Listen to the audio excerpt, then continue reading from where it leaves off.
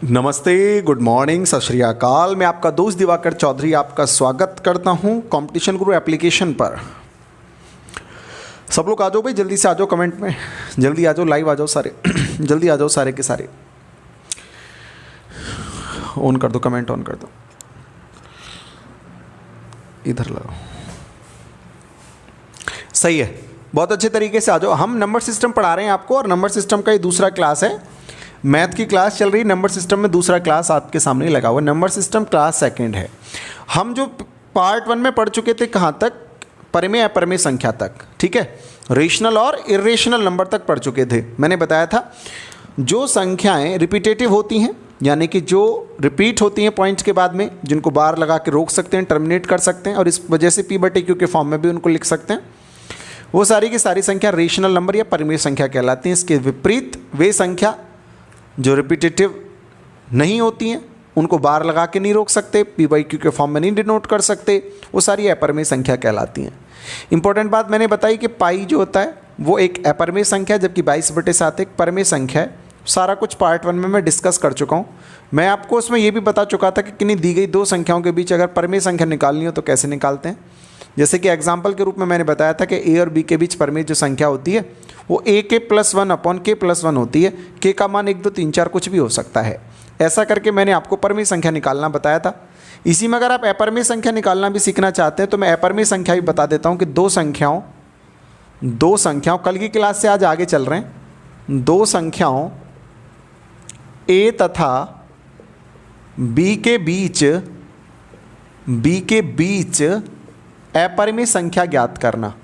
अपरिमेय संख्या ज्ञात करना कैसे ज्ञात कर सकते हैं? देखो ध्यान से, A और B दोनों की गुणा कर लो, इनका करनी लगा दो, घात लगा दो n करनी की, जहाँ n का मान क्या हो सकता है? 2 3 4 अप टू डेड अनंत तक हो सकता है। जितनी संख्या निकालनी हो उतने आप मान निकाल सकते हैं। n का मान ना तो 0 होगा ना तो 1 होगा, 2 से चालू होगा, क्योंकि अगर 0 लगाओगे तो गड़बड़ हो जाएगी, और अगर 1 लगाओगे तो इसका कोई मतलब नहीं रहेगा, क्योंकि इसका करनी का मान तो जब ही संभव हो पाता है जब n का मान कम से कम 2 तो हो, कम से कम वर्गमूल तो हो, वहीं पर ये चीज़ें पॉसिबल हो पाती हैं। आप जानते हैं अच्छे तरीके से। अब जैसे इसमें कोई क्वेश्चन ले लेते हैं कि बताइए 5 तथा 9 के बीच अपरिमेय संख्या होगी। अपरिमेय संख्या होगी। ऑप्शन आपको इसके दे दिए। पहला ऑप्शन 4√3, दूसरा ऑप्शन 3√5, तीसरा ऑप्शन √44, या डी ऑप्शन नोटा। ऐसे करके 4 ऑप्शंस दे दिए। आपको बताना है कौन सी अपरिमेय संख्या होगी, तो आप निकाल सकते हैं। कैसे निकाल सकते हैं? मैंने बताया अपरिमेय संख्या होती है अंडर रूट में AB यानी 5 × 9, और n=2 के लिए हम निकाल रहे हैं, तो यहाँ पे क्या रख दीजिए? 2 रख दीजिए, यानी वर्गमूल रख दीजिए। तो ये कितना आ जाएगा? वर्गमूल में 45, यानी कि 5 × 15 × 45, 3 बाहर आ जाएगा तो 3√5 उत्तर आ जाएगा। बी वाला ऑप्शन हमारा सही हो जाएगा। यहाँ से नहीं होता तो n की जगह 3 रख के निकाल लेते, 4 रख के निकाल लेते, अलग अलग ऑप्शंस के हिसाब से चीज़ों को कर सकते थे। इतना क्लियर हो रहा है? लिख लो आप जल्दी से एक बार जल्दी से लिख लो बच्चे इस चीज़ को। जल्दी से आपको ये समझ में आ जाना चाहिए, सवाल बहुत बढ़िया तरीके से आ जाना चाहिए, कोई भी डाउट नहीं बचना चाहिए सवाल के अंदर बच्चे, कोई भी डाउट नहीं बचना चाहिए, कोई भी डाउट नहीं बच जाना चाहिए। आपको बात समझ में आनी चाहिए, अच्छे तरीके से आपको चीज़ें क्लियर होनी चाहिए। हटा दें क्या, मिटा दें क्या? नई कहानी चालू कर रहे हैं आपके लिए, बहुत ही सुंदर कहानी आपके लिए स्टार्ट करने जा रहे हैं। क्या कहानी होगी? सब लोग बहुत ध्यान से आ जाओ सवाल पे, सब लोग बहुत ध्यान से आ जाओ, कंटेंट पे आ जाओ ध्यान से। दोस्तों मैंने अभी तक आपको क्या पढ़ाया? मैंने आपको अभी तक ये पढ़ाया है कि जो कॉम्प्लेक्स नंबर होता है वो सम्मिश्र संख्या यानी कॉम्प्लेक्स नंबर यानी कि सम्मिश्र संख्या। मैंने क्या पढ़ा दिया वो मैं बता रहा हूँ आपको। सम्मिश्र संख्या 2 प्रकार की मैंने बताई आपको, रियल यानी कि वास्तविक संख्या, और दूसरी मैंने बताई आपको इमेजिनरी यानी कि काल्पनिक संख्या, इमेजिनरी नंबर यानी काल्पनिक संख्या, ठीक है। फिर मैंने इस काल्पनिक संख्या को पढ़ाया और रियल नंबर को मैंने 2 भागों में बांट के आपको पढ़ाया। क्या चीज़? एक तो रेशनल नंबर, पहले मैंने इसको 2 भागों में अलग अलग तरीके से बांटा था। मैंने कहा था एक भाग डेसिमल नंबर यानी दशमलव संख्याएं, और दूसरा भाग मैंने आपको बताया था इंटीजर यानी पूर्णांक, इंटीजर यानी कि पूर्णांक, ठीक है। मैंने इसके फिर दो भाग करे आपके सामने, एक तो रेशनल नंबर यानी परिमेय संख्या, और एक मैंने इसका दूसरा भाग करा इर्रेशनल नंबर यानी कि अपरिमेय संख्या, अपरिमेय संख्या, ठीक है। अब मैं इसकी बात करता हूँ, ये सारा कुछ मैं कंप्लीट कर चुका हूँ। क्या क्या चीज़ कंप्लीट कर चुका हूँ मुन्ना, एक बार बता देता हूँ। ये कर चुका हूँ, ये मैं आपको बता चुका हूँ, ये बता चुका हूँ, ये बता चुका हूँ, ये बता चुका हूँ। इसकी कहानी मैं आज चलाने जा रहा हूँ इंटीजर की, ठीक है। इस इंटीजर को मैं आपको पढ़ाने जा रहा हूँ, इसका पूरा डिटेल्ड मैं आपको बताऊंगा, सारी चीज़ें कंप्लीट कराएंगे, टेंशन नहीं लेनी है, बिल्कुल बिना टेंशन के पढ़ना है। तो हमारा भी टॉपिक आज क्या होने जा रहा है, हमारा टॉपिक होने जा रहा है क्या चीज़, इंटीजर। इंटीजर यानी कि पूर्णांक। क्या होता है पूर्णांक, कैसे करके सवाल पेपर के अंदर आते हैं, सारी घटना सीखेंगे। सब लोग ध्यान से आ जाओ बच्चे, क्लास में आ जाओ ध्यान से, बहुत इत्मीनान से पढ़ते रहो, मन लगा के, कमेंट को थोड़ा लोड कम करो, ध्यान से पढ़ते रहो, ठीक है। मैं आपको क्या पढ़ा रहा हूँ, मैं आपको पढ़ाने लग रहा हूँ इंटीजर यानी कि, इंटीजर यानी कि, इंटीजर यानी कि पूर्णांक। पूर्णांक पढ़ाने लग रहा हूँ मैं, इंटीजर पढ़ाने लग रहा हूँ पूर्णांक, इंटीजर यानी कि पूर्णांक। ये स्पेलिंग गलत है,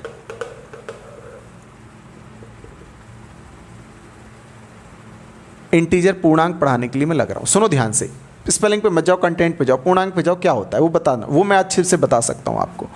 ये क्या होता है, इसको बीच में लिखो यार, है ना, बीच में, यहां पे लिखते हैं ना, यहां पे इंटीजर। इंटीजर यानी कि पूर्णांक, ठीक।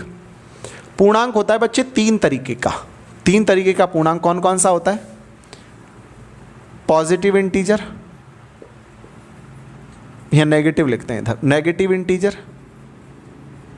नेगेटिव इंटीजर यानी कि ऋणात्मक पूर्णांक, ऋणात्मक पूर्णांक।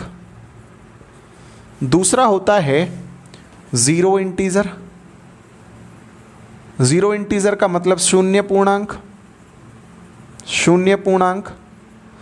और तीसरा होता है अपना, तीसरा होता है पॉजिटिव इंटीजर। पॉजिटिव इंटीजर का मतलब धनात्मक पूर्णांक।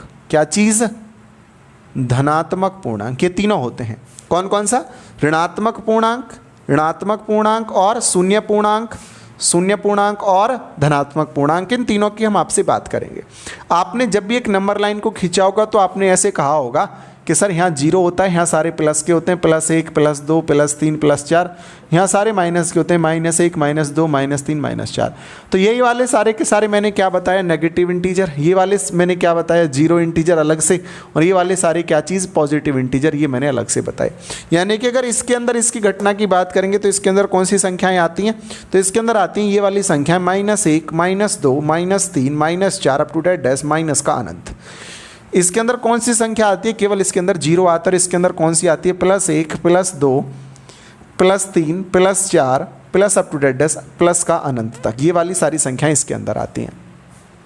अब दोस्तों ये जो पॉजिटिव इंटीजर देख रहे हैं, ये 1 2 3 4 5 6 अप टू डैश इन्फिनिटी, ये 1 2 3 4 संख्याएं जो आई थी, इनके बारे में बात करने से पहले पता होना चाहिए जीरो किसने खोजा, आर्यभट्ट ने खोजा था। उस आदमी का नाम बताओ जिसने जीरो की खोज करी, नाम आर्यभट्ट। माइनस की संख्या किसने बनाई, ये भी गणितज्ञों के द्वारा ही बताया गया कि जब कोई चीज़ उधार ली जाती है तो उसको माइनस से डिनोट कर सकते हैं, या नुकसान में जाती है, लॉस में जाती है, या फिर किसी चीज़ के नेगेटिव मायने बताती है, गहराई में जाती है, तो उन सारी की सारी चीज़ों को हम नेगेटिव के रूप में प्रदर्शित करते हैं। ऐसा मैथमेटिशियंस ने, इन दोनों चीज़ों को मैथमेटिशियंस ने ही बताया। लेकिन इस 1 2 3 4 यानी धनात्मक इंटीजर्स को किसने बताया, 1 2 3 4 गणना किसने बताई, ऐसा मालूम नहीं है कि किसने बताया इन गणनाओं को। जब रावण था तब भी पता था कि 10 सिर हैं, यानी 10 को किसने खोजा ये मालूम नहीं है। इसका अर्थ ये साफ हो गया कि ये वाली जो संख्या, ये पता नहीं किसने बनाई, ये तो आदि अनंत काल से यही मौजूद है, जिसने बनाई उसके नाम के बारे में जानकारी नहीं है। इसी प्रकार से आप जानते हैं दुनिया में तो ऐसी बहुत सारी चीज़ें जिनको आदमी ने बनाया है, और बहुत सारी ऐसी भी चीज़ें जिनको आदमी ने नहीं बनाया है। और जिन चीज़ों को आदमी ने नहीं बनाया है उन चीज़ों को हम लोग क्या कहते हैं, उदाहरण के रूप में बारिश, बादल, पहाड़, खाई, रहना, झरना, ये सारी की सारी चीज़ जो है इनको आप क्या कहते हैं? आप कहते हैं सारी की सारी चीज़ जो है ये प्राकृतिक हैं। क्या कहते हैं इनको? आप कहते हैं प्राकृतिक हैं।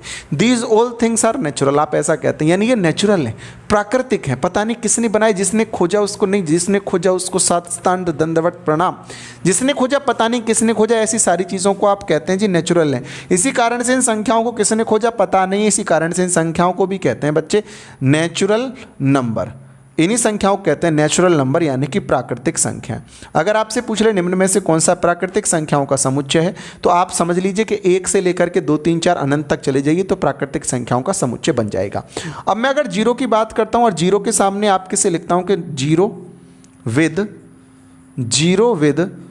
Positive integers, zero with positive integers, या फिर zero with natural number, zero with natural number, यानी कि धनात्मक पूर्णांकों के साथ जीरो, या फिर प्राकृतिक संख्याओं के साथ जीरो, या फिर ऐसे लिख दे 0 1 2 3 अप टू डैश इन्फिनिटी, यानी इसमें जीरो और जोड़ दे, यानी इस जीरो को भी इसके साथ में जोड़ दे। तो ये जो समुच्चय कहलाता है, ये जो सेट कहलाता है, ये कहलाता है set of whole numbers. Whole numbers यानी कि पूर्ण संख्याओं का समुच्चय, पूर्ण संख्याओं का समुच्चय। तो अगर आपसे पेपर के अंदर सवाल ये पूछ ले कल को कि निम्न में से कौन सा पूर्ण संख्याओं का समुच्चय है, तो आप देखेंगे जीरो विद पॉजिटिव इंटीजर, या जीरो विद नेचुरल नंबर, या 0 1 2 3 4 अप टू डैश अनंत। इनको कहते हैं बच्चे होल नंबर। जीरो को होल नंबर नहीं कहते, set of zero with natural number. Zero का समुच्चय किसके साथ? प्राकृतिक संख्याओं के साथ। उसी को क्या कहा गया? सेट ऑफ होल नंबर, यानी पूर्ण संख्याओं का समुच्चय, उसी चीज को कहा गया। बोलो इतनी बात समझ में आ रही है? इतना क्लियर है आपको? ये पॉजिटिव इंटीजर क्या होते हैं, नेगेटिव इंटीजर क्या होते हैं, जीरो इंटीजर क्या होता है, होल नंबर क्या होते हैं, ये सब कुछ समझ में आ रहा है। नेचुरल नंबर क्या होता है, इतनी बात समझ में आ रही है? एक बार लिखो, सारी चीज़ बताऊंगा, सब कुछ क्लियर करके जाऊंगा, कुछ भी नहीं छोड़ूंगा। एक बार इतना आप लिखो, इसको इतना कॉपी मारो जल्दी से, जल्दी जल्दी लिखो, इतना जल्दी से जो मैंने बता दिया इतना जल्दी से लिखो। आप बिना देरी किए हुए लिखो, इस इत्मीनान से लिखो, प्यार से लिखो, धैर्य से लिखो, अच्छे तरीके से लिखो, सजा के लिखो, लेकिन स्पीड में लिखो। ये बात आप ध्यान रखो, स्पीड में लिखना है ना। जल्दी जल्दी करिए भाई, सब लोग जल्दी से ध्यान से कर लो इसको। बोर्ड के सामने से हटा हुआ हूं, जल्दी से करो। स्पीड में लिखना ना, आप साथ के साथ भी चीजों को लिखते रह सकते हैं, अगर आपको समझ में आ रहा है तो। हो गया है, मिटा दूं क्या? जल्दी से लिख लो। अब अगर नहीं हुआ हो ना तो वीडियो को बाद में आप एक बार जब दोबारा देखेंगे तो और धीरे चला लेना, फिर देख लेना। बहुत सारे ऑप्शंस हैं एप्लीकेशन में, ठीक है। चलो आगे बढ़ रहे हैं। बहुत ही गजब की बात बता रहे हैं इंटीजर के बारे में। मैंने इंटीजर का एक पार्ट आपको समझा दिया, पॉजिटिव और नेगेटिव और zero integer, natural whole number का ये पार्ट मैंने आपको समझाया। अब मैं आपको आगे लिख के चलता हूँ, और इंटीजर में एक और ख़ास कहानी होती है, और वो ख़ास कहानी क्या है वो ये है, मैं आपके सामने लिखता हूँ। सम संख्या, सम संख्या, या आप इसको इंग्लिश में कहते हैं इवन नंबर, और दूसरी होती है विषम संख्या। विषम संख्या, विषम संख्या को आप इंग्लिश में कहते हैं ऑड नंबर्स। ऑड नंबर्स, इसको कहते हैं आप सम संख्या यानी इवन नंबर्स, इसको कहते हैं आप ऑड नंबर्स यानी कि विषम संख्या। अब सम संख्या और विषम संख्या की बात करते हैं। वैसे तो आप जानते हैं कौन सी सम संख्या होती है, कौन सी विषम संख्या होती है, लेकिन बताने का फर्ज है। वे संख्याएं जो 2 से पूर्णतः विभाजित हों, जो 2 से पूर्णतः विभाजित हों, पूर्णतः विभाजित हों, ऐसी संख्या जो 2 से पूर्णतः विभाजित हो जाएं, उन्हीं को क्या कहते हैं? उन्हीं को कहते हैं क्या चीज़? इवन नंबर यानी सम संख्या। The number which is fully divisible by 2 is known as the numbers. थोड़ा सा प्रॉब्लम हो जाता है, कोई बात नहीं, मैनेज करके चलिए, हो जाती हैं समस्याएं, क्या दिक्कत है। आप कह सकते हैं कि the numbers which are totally divided by 2 is known as even numbers. Example देख सकते हैं, एग्जाम्पल क्या? एग्जाम्पल देख सकते हैं, एग्जाम्पल्स मैंने कहा 4, 4 2 से कट जाता है, बिल्कुल जी इवन होगा। मैंने कहा 12 कट जाता है, बिल्कुल होगा। 2 9 3 7 8, 2 से कट जाता है तो पूरे में भाग लगा के नहीं देखना, यूनिट डिजिट में लगा के देख लो, इकाई के अंक में लगा के देख लो, 2 से कट जाता है सम संख्या होगा। मैंने कहा माइनस का 12 भाई, माइनस का 12 जो है क्या वो 2 से कटता है, तो माइनस का 12 2 से कटता है बिल्कुल, माइनस के 6 बार तो सम संख्या होगा। माइनस का 18 2 से कटता है तो कैसी संख्या होगी, सम संख्या होगी। ये सारे के सारे सम संख्याओं के उदाहरण मैंने आपके सामने लिख के बताएं कि आखिर कौन सी संख्याओं को सम संख्या कहते हैं। इसी प्रकार अगर मैं विषम संख्या की बात करता हूं तो the numbers which are not divisible by 2, यानी वे संख्याएं जो 2 से विभाजित नहीं होती, वे संख्याएं जो 2 से विभाजित नहीं होती, वे संख्याएं जो 2 से विभाजित नहीं होती क्या कहलाती हैं, उन संख्याओं को कहते हैं विषम संख्या। जैसे फॉर एग्जाम्पल इसके बारे में मैं बात करता हूं तो उदाहरण के रूप में आप समझ सकते हैं क्या चीज़ जो 2 से विभाजित नहीं होती, जैसे मैंने कहा 3 2 से नहीं कटता तो कैसे होगा, विषम होगा। मैंने कहा 9 2 से नहीं कटता तो कैसा होगा, विषम होगा। मैंने कहा 113 2 से नहीं कटता तो विषम होगा। मैंने कहा 5849 इकाई के अंक को देख लो, 2 से नहीं कटता तो विषम होगा। माइनस का 11 2 से नहीं कटता विषम होगा। माइनस का 133 2 से नहीं कटता तो विषम होगा। आपको सम और विषम की कहानी समझ में आ गई, 100% आपको सम विषम समझ में आ गया होगा।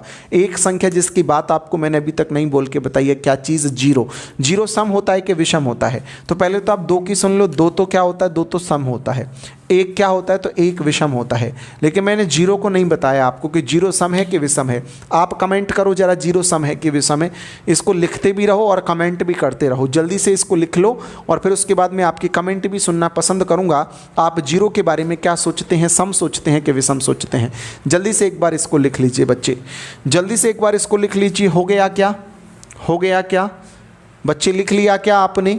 The numbers which are divisible by 2 is known as even numbers, for example 4 12 2 2 9 3 7 8 -12 इत्यादि। The numbers which are not divisible by 2 is known as odd numbers like 1 3 9 1 1 3 5 8 4 9 minus का 1 11। जो भी है ये सारी की सारी संख्याएं क्या कहलाएंगी, विषम संख्या कहलाएंगी। बच्चे जीरो समय के विषम में इस बात को बताने के लिए मैं आपसे के सामने जा रहा हूँ। जीरो समय के विषय में मैं वो वाली बात आपको बताने के लिए जा रहा हूँ। एक एक्सपेरिमेंट करते हैं और इस एक्सपेरिमेंट के माध्यम से हमें पता चलेगा कि संख्या जीरो जो है वो सम है कि विषम है। हमको एक एक्सपेरिमेंट के माध्यम से पता चलने जा रहा है। दोस्तों आप एक बात ध्यान करो, अगर आपको गणित का थोड़ा बहुत अंदाजा हो, अगर सम संख्या में सम संख्या को जोड़ दें तो उत्तर कैसा आता है? आप कहेंगे सर सम ही आता है, यानी even plus even equals to even. कोई भी इवन नंबर में आप इवन नंबर ऐड करके दिमाग में सोचो, इवन ही आंसर आएगा। अगर आप इवन नंबर में कोई भी ऐसा नंबर जोड़ते हैं जो कि ऑड है, विषम संख्या जोड़ते हैं, तो उत्तर विषम ही आएगा। मन में जोड़ के देख लो। अगर आप कहते हैं कि आपके पास में एक इवन नंबर नहीं, एक ऑड नंबर है, आप इसमें एक इवन नंबर यानी सम संख्या जोड़ते हैं, तो आपका उत्तर भी एक ऑड नंबर आएगा, एक विषम संख्या आएगा। अगर आप विषम संख्या में विषम संख्या ही जोड़ते हैं तो आपका उत्तर दोस्तों सम संख्या आएगा। बोलो ये बात समझ में आती है कि नहीं आती है? दोस्तों मैं मान लेता हूं कि माना 0 एक विषम संख्या है। मान लेते हैं भाई, मानने में कुछ भी नहीं जाता, विषम संख्या है। Let 0 is an odd number.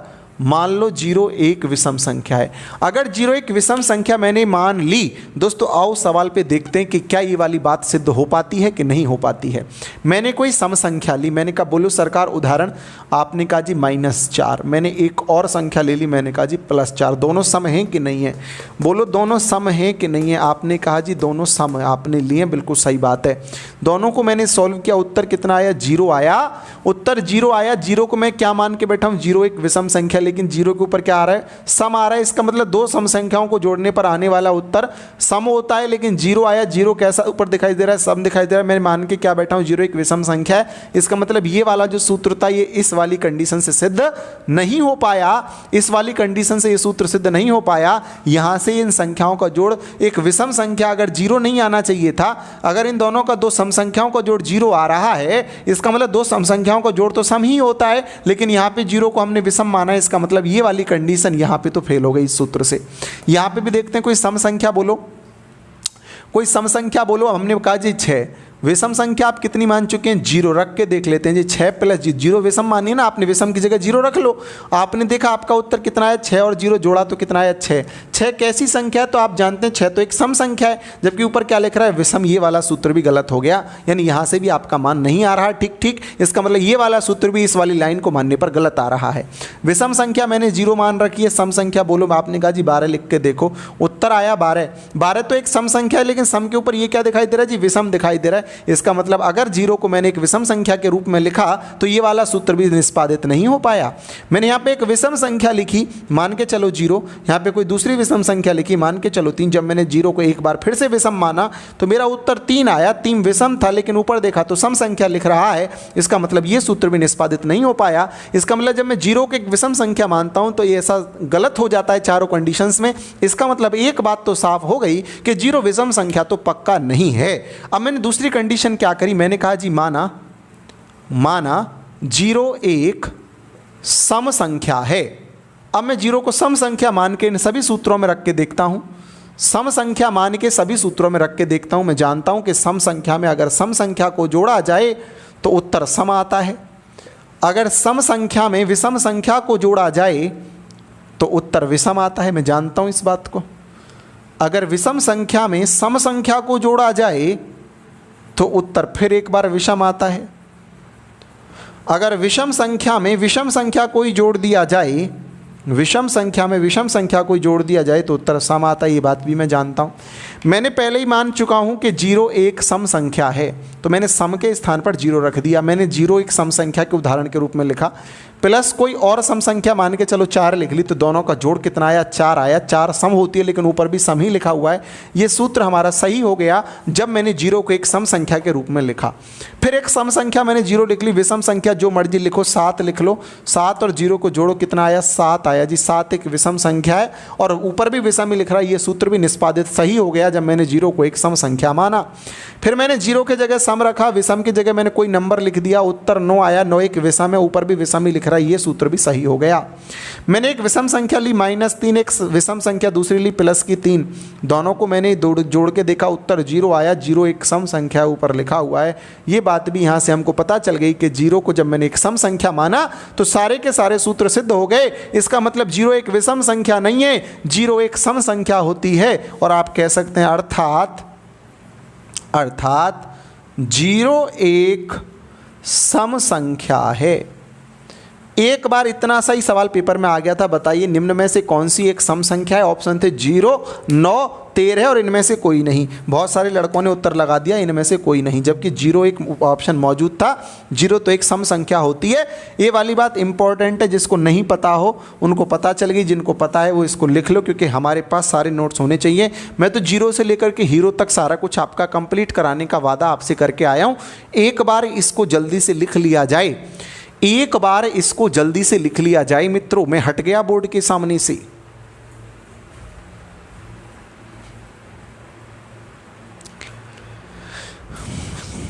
हो गया सरकार, लिख चुके क्या, लिख चुके क्या काली माता के भक्तों? क्या आप काम को कर चुके हैं? तो क्या इसको हटा दिया जाए? चलिए धीरे धीरे हटाना चालू करते हैं, धीरे धीरे हटाना चालू करते हैं। सब लोग बहुत स्पीड के साथ में इसको लिख रहे होंगे, इस बात का पूरा विश्वास है हमें, इस बात का पूरा विश्वास है हमें कि आप सब लोग बहुत इत्मीनान के साथ में लिख पा रहे होंगे और समझ पा रहे होंगे कि 0 एक सम संख्या होती है। 0 एक सम संख्या होती है भक्तों, 0 एक सम संख्या होती है। आपके सामने पढ़ाने जा रहा हूँ इसी इंटीजर का ही अगला पार्ट, भाज्य संख्या और अभाज्य संख्या। भक्तों भाज्य संख्या और अभाज्य संख्या, भाज्य संख्या, भाज्य संख्या यानी कंपोजिट नंबर, कंपोजिट नंबर लिखिएगा कोई नहीं, ध्यान से सुनेंगे। और दूसरा मैंने लिखा अभाज्य संख्या। अब मैंने आपसे पूछा कि बच्चे बताइए मेरे को एक बात, बताइए मेरे को एक बात कि क्या आप सभाज्य और भाज्य संख्याओं को पहचान लेते हैं? आप में से कई सारे लोगों ने कहा यस सर, हम तो उड़ा देते हैं, हम तो पहचान लेते हैं दूर से। मैंने कहा अगर कोई संख्या लिखूं तो बता देगा कि अभाज्य है कि भाज्य है? आपने कहा जी बता दूंगा, भाज्य अभाज्य तुरंत से बता दूंगा। मैंने आपके सामने उदाहरण लिख दिया -7, मैंने पूछा बताइए भाज्य है कि अभाज्य है। आपका कमेंट में देख पा रहा हूं, आप जल्दी से करके बताइए कि भाज्य है कि अभाज्य है। कमेंट्स जल्दी से देख लेता हूं क्या कर रहे हो। साइड में लगा हुआ है, स्क्रीन हटाया नहीं आज इन्होंने।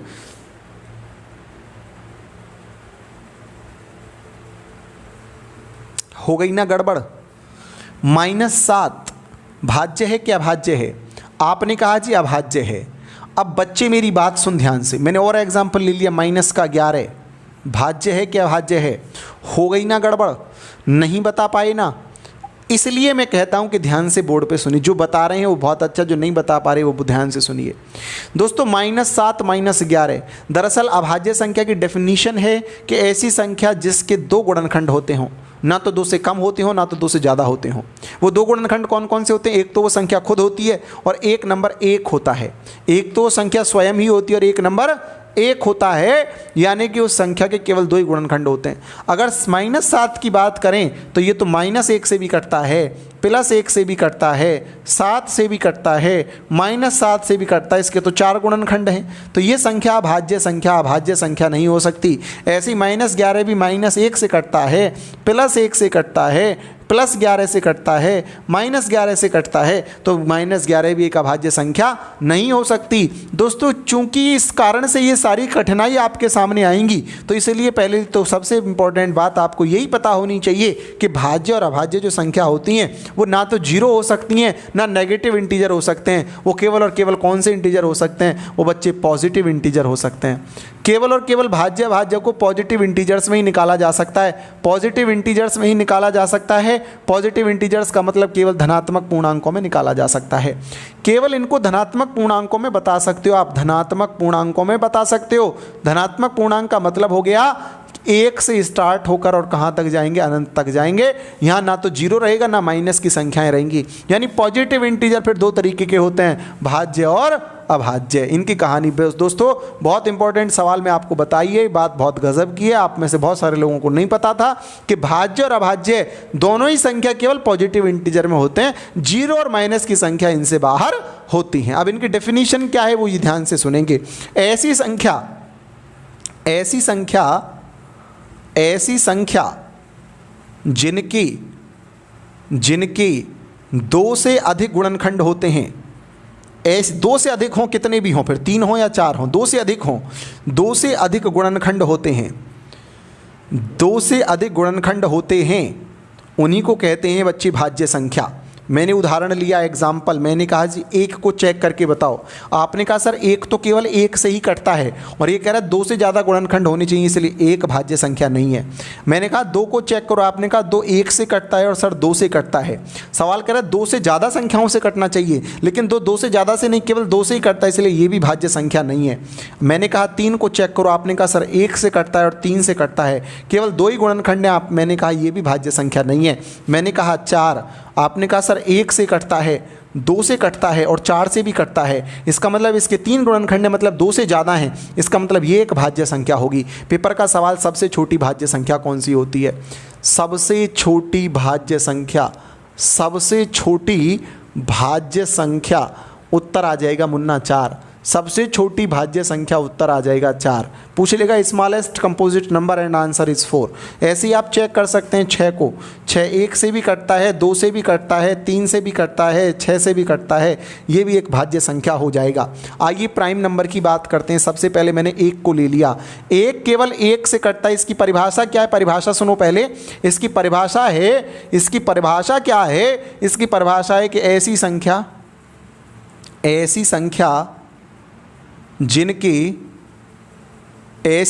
जिनकी 2 गुणनखंड होते हैं, ना 2 से कम ना 2 से ज़्यादा, 2 गुणनखंड होते हैं, ना 2 से कम ना 2 से ज़्यादा। एग्जाम्पल के रूप में मैंने 1 को लिया, 1 का केवल 1 ही गुणनखंड है, इसने क्या कहा? 2 होने चाहिए, 2 से कम भी नहीं 2 से ज़्यादा भी नहीं। तो क्या फिर एक अभाज्य संख्या होगा? आपने कहा नहीं सर, क्योंकि इसका केवल अकेला ही गुणनखंड है।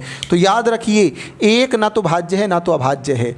1 जो है वो ना तो भाज्य है, ना ही अभाज्य है। ऐसा क्यों?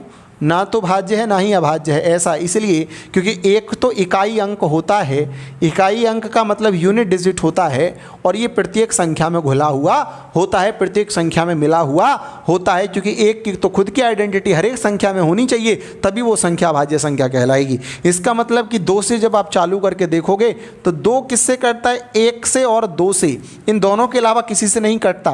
कितने गुणनखंड हुए? 2 हुए। मैंने पूछा क्या भाज्य है या अभाज्य? आपने कहा सर 2 गुणनखंड, इसलिए ये संख्या अभाज्य संख्या होगी। पेपर में सवाल पूछ लेगा सबसे छोटी अभाज्य संख्या, सबसे छोटी अभाज्य संख्या, सबसे छोटी अभाज्य संख्या का मतलब है स्मॉलेस्ट प्राइम नंबर, और आंसर हो जाएगा 2। सबसे छोटी अभाज्य संख्या उत्तर हो जाएगा 2। सबसे छोटी अभाज्य संख्या उत्तर हो जाएगा 2।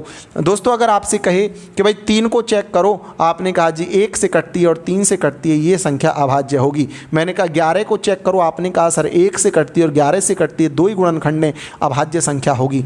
दोस्तों अगर आपसे पेपर में कल को आ जाए 1 से 50 तक कितनी अभाज्य संख्याएँ होती हैं? प्यारे बच्चों 15 होती हैं।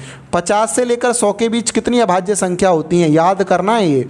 50 से 100 तक 10 होती हैं। अगर पूछ ले 1 से 100 तक कितनी होती हैं? प्यारे बच्चों 25 होती हैं। ये सारी चीज़ें आपको मालूम होनी चाहिए, ये सारी की सारी चीज़ें आपको पता होनी चाहिए कि 1 से 100 तक 25 होती हैं, 1 से 50 तक 15 और 50 से 100 तक 10 अभाज्य संख्या होती हैं। सारी की सारी कहानी आपको पता होनी चाहिए। बोलो समझ में आ रहा है कि नहीं आ रहा है? आपको ये समझ में आ रहा होगा कि भाज्य क्या होता है, अभाज्य क्या होता है, सवाल कैसे आते हैं, सारी की सारी बातें मैंने आपके सामने एकदम से खोल के रख दी हैं। एक बार लिख लो, मैं साइड में हट जाता हूँ, इस कहानी को जल्दी से लिखो, आगे बढ़ूंगा फिर मैं।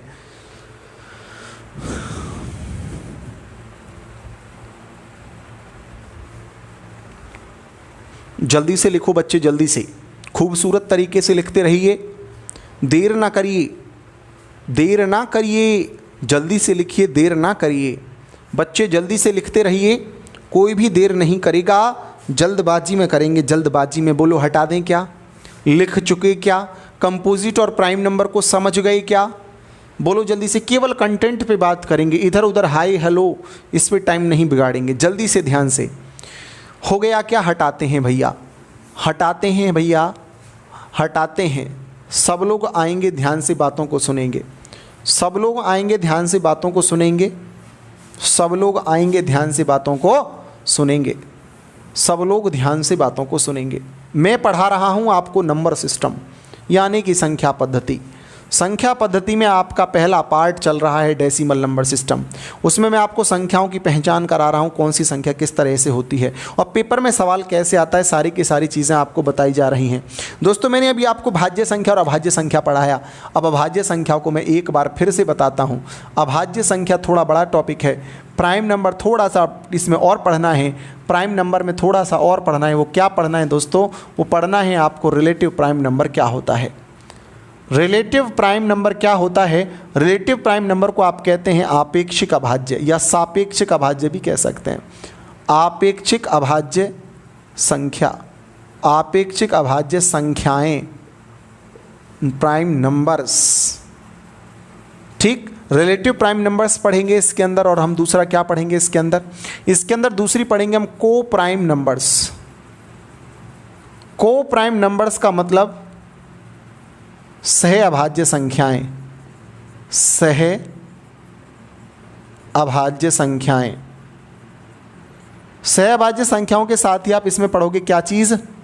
आप इसमें साथ में ही पढ़ोगे twin prime numbers. Twin prime numbers मतलब कि युग्मन या जातीय या फिर गुणित। इस बहुत सा ट्विन याद रख लो अंग्रेजी में यार, एक ही नाम है उसका, ट्विन अभाज्य संख्या। इन सब की मैं बात करने जा रहा हूँ, कौन सी संख्या किस तरीके की होती है, कैसे करके पेपर में सवाल आता है, रिलेटिव प्राइम से, को प्राइम से और ट्विन प्राइम से। पहले इनकी पहचान समझो। एक्चुअली जो रिलेटिव प्राइम है ना, उसी की परिभाषा को आज तक आप को प्राइम समझते आए हो। बचपन में तो चीज़ें चल जाती थी, लेकिन कॉम्पिटिटिव एग्जाम में नहीं चलेंगी, इस कारण से ध्यान से आ जाओ बच्चे। मैंने कहा रिलेटिव प्राइम नंबर कौन सी संख्याएँ होती हैं दोस्तों? ऐसी संख्याएँ, ऐसी संख्याओं का समुच्चय, ऐसी संख्याओं का समुच्चय जिनका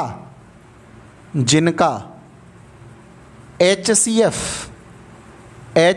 बराबर 1। ऐसी दो संख्या जिनका में से एक होता हो, the two numbers having HCF1, the set of two numbers having HCF1, the set of two or more numbers having HCF1 is known as the set of relative prime number. ऐसी दो संख्याएं जिनका में से एक होता हो, में से मतलब वो बड़ी से बड़ी संख्या जो दोनों को काट दे। मैंने आपके सामने कहा कि जी 9 और 16, 9 और 16 को देखो, ना तो 9 अभाज्य है ना तो 16 अभाज्य है, लेकिन जब ये समुच्चय बना 9 का और 16 का, तो 9 और 16 का HCF कितना है? क्या एक के अलावा कोई ऐसी संख्या है जो दोनों को काट दे? आपने कहा नहीं सर, इन दोनों का जो HCF है वो तो एक ही है, इसका मतलब ये रिलेटिव प्राइम होगा, इसमें कोई डाउट नहीं है। मैंने कहा आपसे 16,25, मैंने कहा इन दोनों का HCF कितना है? आपने कहा सर जी दोनों का HCF जो है, दोनों का HCF जो है, दोनों का HCF एक ही है, दोनों का HCF एक ही है। तो आपने कहा ये भी रिलेटिव प्राइम, ये भी रिलेटिव प्राइम। मैंने आपसे कहा 13,14, भाई ये प्राइम नहीं है, लेकिन दोनों का HCF तो एक ही है, इसके लिए ये भी कैसी हो जाएगी? रिलेटिव प्राइम हो जाएगी। मैंने आपसे कहा 16 और 18, दोस्तों इनका HCF कितना है? आप कहेंगे सर इनका HCF तो 2 है, ये भी 2 से कट जाता है, ये भी 2 से कट जाता है, HCF एक नहीं है, HCF 2 है, तो ये रिलेटिव प्राइम नहीं होगा। यानी रिलेटिवली प्राइम में केवल आपको क्या देखना है? दोनों का HCF। अगर एक हुआ तो रिलेटिव प्राइम, अगर नहीं हुआ तो रिलेटिव प्राइम नहीं। यानी कि आपको ये संख्याओं की प्रकृति नहीं देखनी है कि स्पेसिफिकली प्राइम है कि कंपोजिट है, ये नहीं चेक करना है, आपको दोनों का HCF चेक करना है। देखो बच्चे, यहाँ 25 भी अभाज्य नहीं है, 16 भी अभाज्य नहीं है, 9 भी अभाज्य नहीं है, 14 भी अभाज्य नहीं है, लेकिन जब ये सेट बनते हैं ना, तो सेट बनकर जब HCF आता है तो एक आता है, और वो एक आने के कारण से संख्याओं का समुच्चय कैसा हो जाता है? आपेक्षिक अभाज्य संख्या, रिलेटिवली प्राइम संख्याओं का समुच्चय हो जाता है। ऐसी दो संख्या जिनका HCF एक हो रिलेटिवली प्राइम कहलाती हैं। इस बात को ध्यान से समझ लेना। अब यहां पे आ जाओ बच्चे, को प्राइम नंबर यानी ये परिभाषा आपने अभी तक इसकी पढ़ी थी, लेकिन इसकी परिभाषा कुछ और है। क्या है? ऐसी संख्याओं का समुच्चय, ऐसी संख्याओं का समुच्चय जिसमें सभी संख्याएं अभाज्य होती हों। इसमें यह कंडीशन नहीं थी, लेकिन इसमें क्या करें? ऐसी संख्याओं का समुच्चय जिसमें सभी संख्याएं अभाज्य होती हों, उसके अंदर भाज्य संख्या ना हो, सारी अभाज्य हों।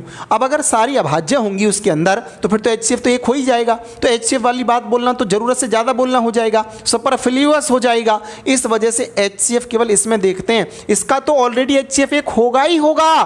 क्यों? क्योंकि दोनों ही संख्या अभाज्य हैं। अभाज्य मतलब किसी से नहीं कटती हैं, केवल एक से ही कट सकती हैं, तो HCF तो एक होगा ही, नो डाउट। लेकिन इसमें क्या और चेक करेंगे? इसमें यह भी चेक करेंगे कि क्या ये दोनों संख्याएं प्राइम हैं। जैसे मैंने कहा 15,11, 15,11 का HCF तो एक है, लेकिन 15 इसमें अभाज्य नहीं है, इस कारण से को प्राइम नंबर का सेट नहीं है। बच्चे आप इसको को प्राइम मानते थे आज तक, लेकिन है नहीं है।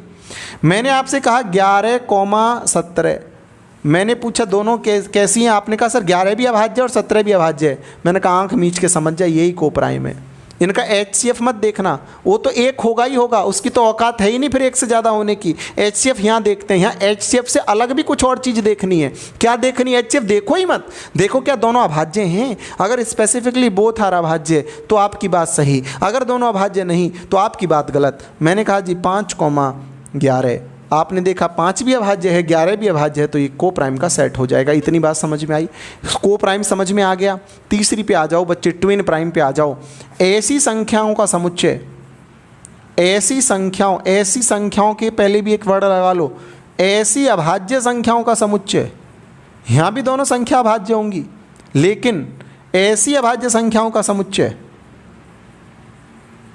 जिनका अंतर 2 होता हो, ऐसी अभाज्य संख्याओं का समुच्चय जिनका अंतर 2 होता हो।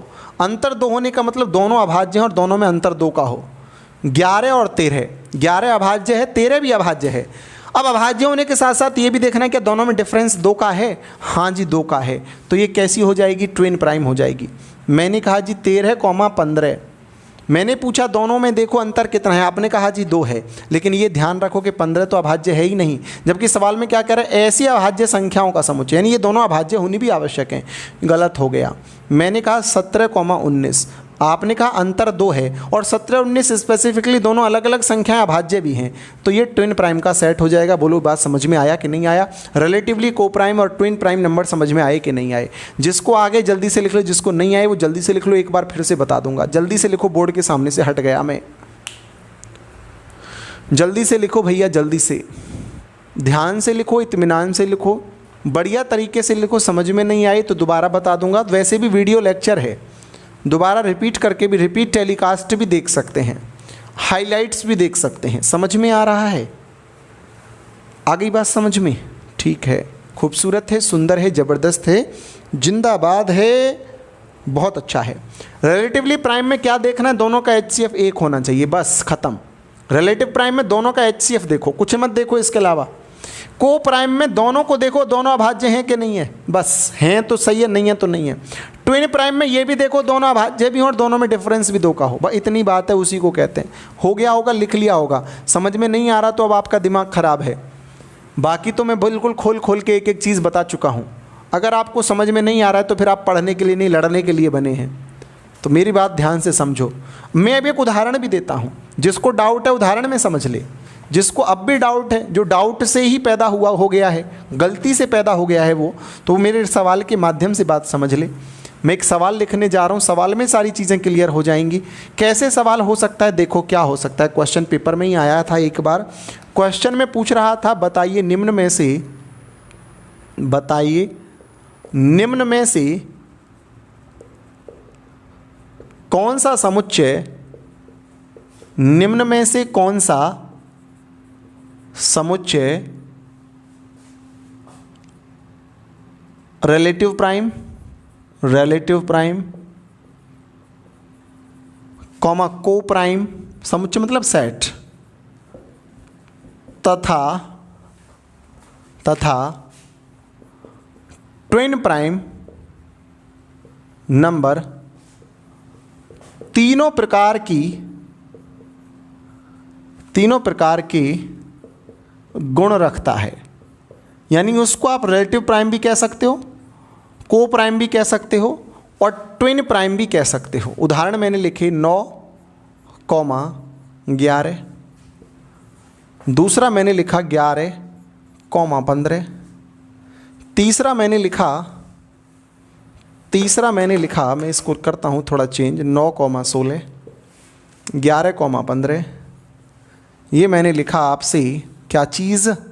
मैंने लिखा बच्ची, मैंने लिखा लल्ले, कितना लिख दिया? लिख देता हूँ इसको 15,17 और मैं इसको कितना लिख दूँ? इसको भी मैं चेंज करके लिख देता हूँ 11,19, 15,17 और डी ऑप्शन लिख देता हूँ 41,43। ये 4 ऑप्शंस मैंने आपके लिए लिख दिए हैं। कमेंट करो जल्दी से, कौन सा है इनमें से उत्तर सही?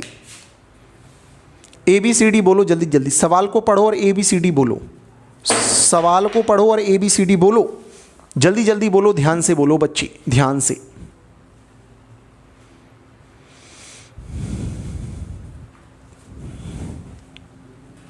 मैंने आपसे ये कहा कि निम्न में से कौन सा ऐसा समुच्चय है जो रिलेटिव प्राइम भी है, को प्राइम भी है, ट्विन प्राइम, तीनों प्रकार के गुण रखता है। दोस्तों मैंने चेक करना चालू किया, HCF देखा 1 आ रहा है, इसका मतलब ये समुच्चय रिलेटिवली प्राइम है। फिर मैं कह रहा हूँ को प्राइम भी होना चाहिए। क्या ये दोनों संख्या अभाज्य हैं? ना तो 9 अभाज्य है ना 16 अभाज्य है, इसका मतलब को प्राइम नहीं है। बस एक ही चीज़ नहीं है तो ही कहानी खत्म, आगे का चेक करने का फ़ायदा ही नहीं है। इन दोनों को देखा, HCF कितना आया? आपने कहा जी 1 आया, इसका मतलब रिलेटिवली प्राइम है, बिल्कुल हैं। 11 और 19 अलग अलग देखें तो दोनों ही कैसी हैं? 11 और 19 दोनों को जब मैं अलग अलग देखता हूँ तो 11 और 19 दोनों की दोनों कैसी हैं? तो आपने कहा सर दोनों की दोनों 11 भी और 19 भी दोनों अभाज्य हैं, इसका मतलब ये को प्राइम भी हो गया, इसमें भी कोई डाउट नहीं है। मैंने कहा क्या इन दोनों का अंतर 2 है, डिफरेंस? तो आपने कहा अंतर 2 नहीं है, इस वजह से ट्विन प्राइम नहीं हुआ, तीनों गुण नहीं हुए, केवल 2 गुण हुए। इसको चेक किया, HCF 1 आया, इसका मतलब रिलेटिवली प्राइम है। मैंने 15 को देखा, 15 तो अभाज्य संख्या नहीं है, तो ये को प्राइम ही नहीं है, को प्राइम भी नहीं है ये। जब को प्राइम नहीं है तो यहीं से कहानी खत्म होगी, आगे जाने की ज़रूरत ही नहीं थी। 41, 43 को देखा, HCF 1 है, पक्का है, रिलेटिवली प्राइम होंगी, बिल्कुल होंगी। जब HCF 1 है तो रिलेटिवली प्राइम होंगी। दोनों अलग अलग अभाज्य संख्या हैं तो इसका मतलब को प्राइम भी होंगी। अभाज्य होने के साथ साथ अंतर भी दोनों का 2 है तो ट्विन प्राइम भी होंगी।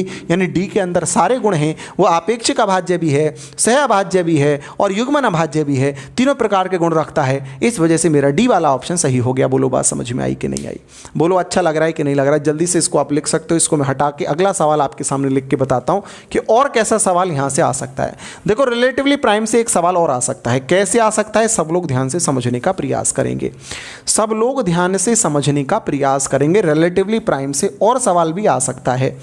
कैसे आ सकता है? सब लोग ध्यान से समझने का प्रयास करेंगे, सब लोग ध्यान से समझने का प्रयास करेंगे। कैसे क्वेश्चन आ सकता है? देखो ध्यान से सवाल कैसे और आ सकता है। आपसे कह सकता है A, B एक आपेक्षिक अभाज्य संख्याओं का, आपेक्षिक मतलब रिलेटिवली प्राइम, आपेक्षिक अभाज्य संख्याओं का, इंग्लिश में भी बोल दूंगा सवाल को, संख्याओं का समुच्चय इस प्रकार है कि A+B बराबर 16। तो बताइए समुच्चय A, B के कितने युग्म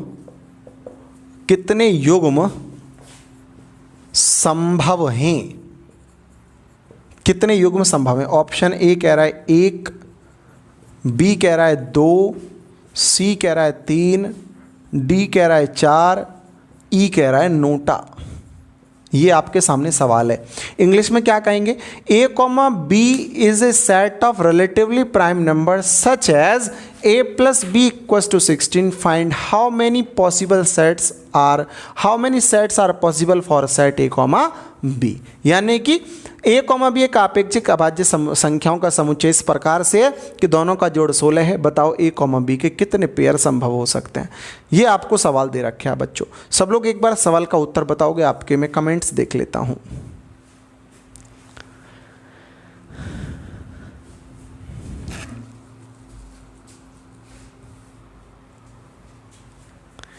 सब लोग जल्दी से बताएंगे सवाल का उत्तर कितना है। सब लोग कर रहे हो क्या? देखो ध्यान से, आओ समझो सवाल को, समझ लो नालायक को।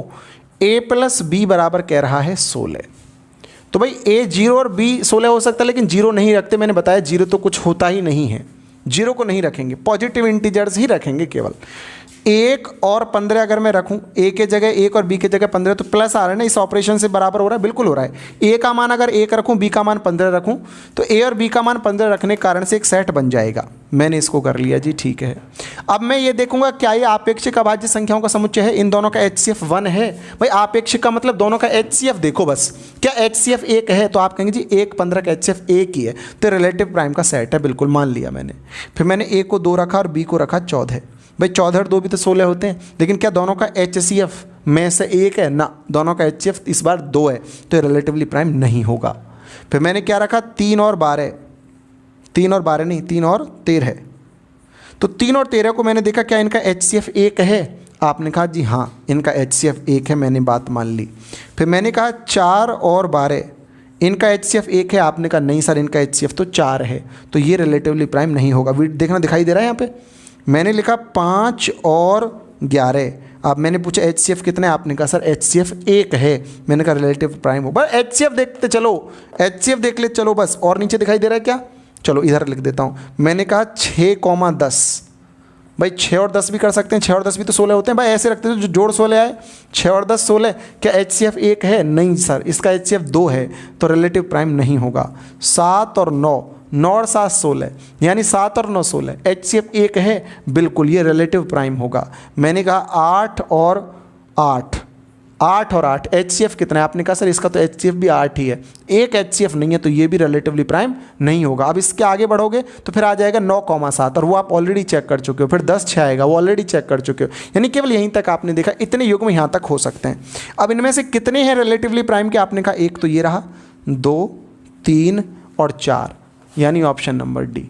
4 युग्म ऐसे संभव हैं जो रिलेटिवली प्राइम के होंगे। बोलो समझ में आया कि नहीं आया? एक बार लिखो जल्दी से, एक बार मारो छापा, छापा मारो छापा, जल्दी लिख लो बच्चे, मुन्ने जल्दी लिख लो, लल्ले बाबू सोना जल्दी लिख लो।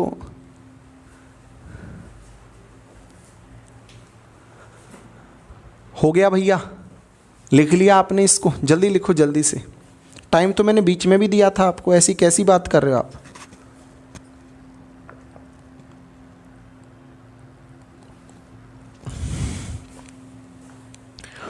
यानी हमको ये बताना था कि इनमें से कितने युग्म संभव हो जाएंगे जहां ए और बी का जोड़ 16 हो। तो मैंने ये वैल्यू रख दी और इन वैल्यूज़ को रखने के बाद मैंने देखा कि इनका HCF 1 है कि नहीं है। तो जिनका HCF 1 था वही क्या हो गई? रिलेटिवली प्राइम हो गई। और उतने युग्म मैंने गिन लिए तो कितने आ गए? 4 युग्म आ गए और वही हमारा उत्तर है। समझ आ गया होगा यार, इसमें ऐसा कुछ भी नहीं है जो समझ में ना आए। ठीक है, आगे बढ़ता हूँ यार, सिलेबस भी तो है ना, दोबारा देख लेना आप इसी बात को, 10 बार देख लेना आप, एप्लीकेशन में बहुत सुविधाएं हैं। ठीक है, आगे बढ़ता हूँ, मैं आगे चलता हूँ। मैं संख्याओं का वर्गीकरण पढ़ा रहा हूँ आपको। अब आपको कोई टेंशन नहीं है, आपको जनरली भी कोई पूछेगा ना कि बताओ ये कैसी संख्या होती है, इंटीजर क्या है, फ्रैक्शन क्या है, परिमेय क्या है, परिमेय क्या है, सम क्या है, विषम क्या है, भाज्य क्या है, अभाज्य क्या है, सब बता दोगे अभी आप। एक संख्या और आपसे भी छूटी हुई है, क्या चीज़? Perfect number. परफेक्ट नंबर, इसको आप हिंदी में कहते हो संपूर्ण संख्या। संपूर्ण संख्या। क्वेश्चन लिखता हूं, बताइए निम्न में से कौन सी, निम्न में से कौन सी एक संपूर्ण संख्या है? कौन सी एक संपूर्ण संख्या है? Which one of the following is a perfect number? Option number ए, मैंने लिखा 4, 4 मत लिखो, 5 लिखो, 5, बी 9, सी 6, डी 10। मैंने पूछा निम्न में से कौन सी एक संपूर्ण संख्या? ई ऑप्शन और लिख लो, नोटा, इनमें से कोई नहीं। 4 ऑप्शन, बताओ उत्तर, कौन सी संख्या संपूर्ण संख्या है? Which one of the following is a perfect number? बताओ जल्दी से, बोलो यार जल्दी से बोलो, उत्तर बोलना चाहिए आपको, है ना, उत्तर तो आपको बोलना चाहिए। अब सब लोग हमारी बात को ध्यान से समझने का प्रयास करो। अब हमारी बात को समझने का प्रयास करो सारे के सारे। पहले समझो कि होता क्या है, तभी इस सवाल को कर पाओगे। सुनो ध्यान से, ऐसी संख्या, ऐसी संख्या, पहले तो परिभाषा लिख देता हूं फिर समझाऊंगा अभी, जिसके सभी संभव गुणनखंडों का योग स्वयं उस संख्या को छोड़कर, स्वयं उस संख्या को छोड़कर उसके आंकिक मान के, आंकिक मान के बराबर होता हो, ऐसी संख्या को ही, ऐसी संख्या को ही संपूर्ण संख्या कहते हैं। संपूर्ण संख्या कहते हैं। The number having all his factors beside that number except number, the sum of all his factors is equal to the number, then the number is known as perfect number। ये बात आपको उतनी ही समझ में आई है, ये वाली बात आपको उतनी ही समझ में आई है जितना कि हनुमान जी जब संजीवनी बूटी लेने गए थे तो पर्वतों पे उनको संजीवनी बूटी के बारे में समझ में आया था कि कौन सी है, यानी कि वो पूरा पर्वत ही ले आए थे, उनको बात समझ में नहीं आई थी। अब मैं आपको उदाहरण से बताता हूँ कि क्या लिख रहा है। इतना दिमाग आपका सोने का होता ना तो आप फिर पता नहीं क्या होते, IAS होते। तो इसलिए मेरी बात सुनो, क्या करे, ये करे ऐसी संख्या, वो संख्या जिसके सारे गुणनखंड करके देखो और उस संख्या को खुद को छोड़ दो उन गुणनखंडों में से, बाकी को जोड़ के देखो, अगर वो संख्या के बराबर आ जाए तो वो संख्या कैसी होगी? संपूर्ण संख्या होगी। तो मैंने क्या किया, मैंने एक एग्जाम्पल से चालू कर लिया। मैंने 2 ले लिया। 2 के क्या क्या गुणनखंड होते हैं? एक तो 1 होता है और एक 2 होता है। बोलो हाँ या ना? सभी गुणनखंडों में क्या कहना है कि उस स्वयं संख्या को छोड़ दो, इसे छोड़ दो, बाकी जो बचा, बाकी तो 1 ही बचा, तो क्या 1 2 के बराबर है? नहीं है ना। तो 2 एक पूर्ण संख्या, संपूर्ण संख्या नहीं है। अगला उदाहरण लो 3। 1 से कटता है, 3 से कटता है, 3 को छोड़ दो, बाकी को जोड़ दो, 1 ही बचा है, तो क्या 1 3 के बराबर है? नहीं है। 4 को लिया, 1 से कटता है, 2 से कटता है और 4 से कटता है। मैंने कहा स्वयं उस संख्या को छोड़ दो, जो बाकी बच गए उनको जोड़ दो। जो बाकी बच गए उनको जोड़ा तो कितना आया? क्या 3 4 के बराबर है? नहीं है। बोलो बात समझ में आई? ऐसी मैंने कहा बच्चे इनमें से चलो चेक करते हैं। इस 10 को ले लो, 10 को लिया मैंने, 10 के गुणनखंड करे 1 2 5 और 10, इसके अलावा किसी से नहीं कटता। इस 10 को छोड़ दो, बाकी को जोड़ दो, 5 2 7 और 1 8, क्या इसके बराबर है? नहीं है। तो ये भी एक संपूर्ण संख्या नहीं है। इसको ले लो 9 को, 9 को ले लो, 9 कह रहे थे कुछ लोग, 1 से कटता है, 3 से कटता है और 9 से कटता है। 9 को छोड़ दो, बाकी को जोड़ दो, क्या ये 9 के बराबर आ रहा है? नहीं आ रहा। तो ये भी एक संपूर्ण संख्या नहीं है, ये भी नहीं है। 5 को चेक करके देख लेते हैं, 5 को कर लेते हैं। 5 1 से कटता है और 5 से कटता है, क्या 1 5 के बराबर है? नहीं है। तो ये भी नहीं है। बच गया 6। 6 को चेक कर लो, 6 किससे कटता है? 1 से, 2 से, 3 से और 6 से। बोलो हाँ या ना? 6 को छोड़ दो, बाकी को जोड़ दो, कितना आया? 3 2 5 और 1 6 इसके बराबर आया। तो 6 एक परफेक्ट नंबर होगा। बोलो बात समझ में आई कि नहीं आई? बताओ आई कि नहीं आई? ये बात समझ में आई कि नहीं आई? बताओ, बोलो। क्लियर है एकदम दिमाग में? पक्का? जल्दी से लिख लो इसको, मैं हट गया सामने से।